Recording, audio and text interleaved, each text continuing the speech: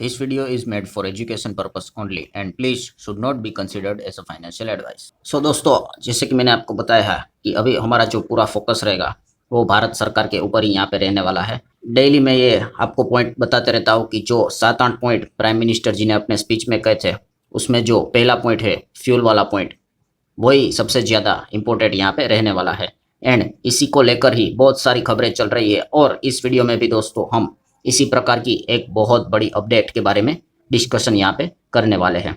सो यहाँ पे फ्यूल की अगर बचत करनी है तो क्या करना पड़ेगा, फ्यूल को यहाँ पे महंगा करना पड़ेगा।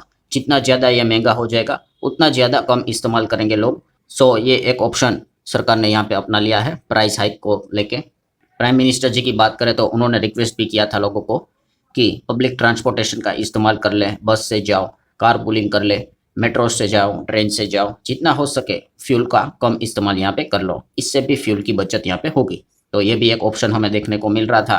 एंड देन दोस्तों उसके बाद जो 2-3 दिन से जो चीज़ें यहाँ पे चल रही थी उसी को लेकर अब एक बहुत बड़ी ब्रेकिंग न्यूज़ हमारे सामने आ जाती हुई देखने को मिल चुकी है कि फ्यूल को लेके अगर यहाँ पे पेट्रोल को और ज़्यादा कम करवाना है इसके यूसेज को लेकर तो क्या करना पड़ेगा, इथेनॉल ब्लेंडिंग, जो इसके पहले भी यहाँ पे चली रही है। इथेनॉल ब्लेंडिंग मतलब कि जैसे कि आपको पता है कि पेट्रोल में इथेनॉल यहाँ पे मिक्स किया जाता है। सो फिलहाल इथेनॉल ब्लेंडिंग कितना हम लोगों को होते हुए देखने को मिल रहा है, E20 से रिलेटेड चीज़ें चल रही। E20 मतलब कि आप अपने गाड़ी में तेल भरवाते हो, पेट्रोल भरवाते हो, तो उसमें केवल 80% ही पेट्रोल है, 20% इथेनॉल मिलाया जाता है। पहले ये 5 था, फिर 10 हुआ, फिर वहाँ से अभी 20 हमें होते हुए देखने को मिला है। सो इस चीज़ को लेकर काफ़ी कंट्रोवर्सी यहाँ पे हुई थी। सो यहाँ पे दोस्तों अभी की ब्रेकिंग न्यूज़ ही यही है कि पेट्रोल एंड डीजल से रिलेटेड, मतलब पेट्रोल से रिलेटेड ही अगर हम बात करें तो इसका अगर यूज़ कम करवाना है तो और क्या क्या किया जा सकता है, इथेनॉल को और यहाँ पे पेट्रोल में ज़्यादा मिक्स किया जा सकता है। सो इससे क्या हो जाएगा कि पेट्रोल का इस्तेमाल यहाँ पे कम हो जाएगा। और यही चीज़ें चल रही है दोस्तों। India notifieds standards for petrol blends with up to 30% ethanol.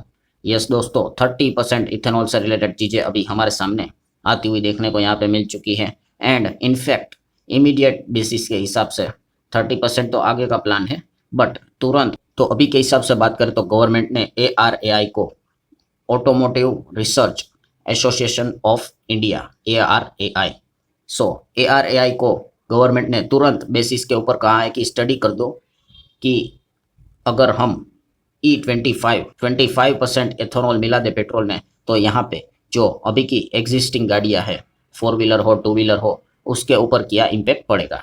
मतलब सरकार पूरी तरीके से दोस्तों अब यहाँ पे E25 का यहाँ पे मन बनाते हुए देखने को मिल रही है। एंड अभी एकदम ही तुरंत के तुरंत अगर हम बात करें तो गवर्नमेंट ने ये तक हिंट दे दी है कि E21 मतलब 21% इथेनॉल ब्लेंडिंग यहाँ पे देखने को मिल जाएगा। वो ये कह रहे कि अगर हम अभी के अभी 20 के बदले E21 कर दे तो मतलब 1% थोड़ा इथेनॉल और ज़्यादा डाल दे तो ये भी एक चीज़ यहाँ पे रिक्वेस्ट की जा रही है। और ARAI इस चीज़ को लेकर भी अपनी टिप्पणी देते हुए देखने को यहाँ पे मिल रहे हैं, रिसर्च करते हुए देखने को मिले। और खास करके अभी हम लोग यहाँ पे बात करें तो यही डिस्कशन पिछले कुछ हफ्तों से यहाँ पे चल रहा था।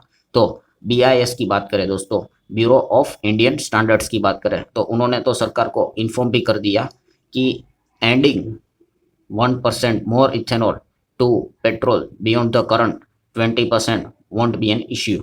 मतलब यहाँ पे BIS के साइड से ग्रीन सिग्नल जाते हुए देखने को मिल रहा है कि आप E20 चल रहा था ना, उसमें अब E21 कर दो, 1% और बढ़ा दो, तो इससे इतना कोई बड़ा इश्यू यहाँ पे नहीं होगा।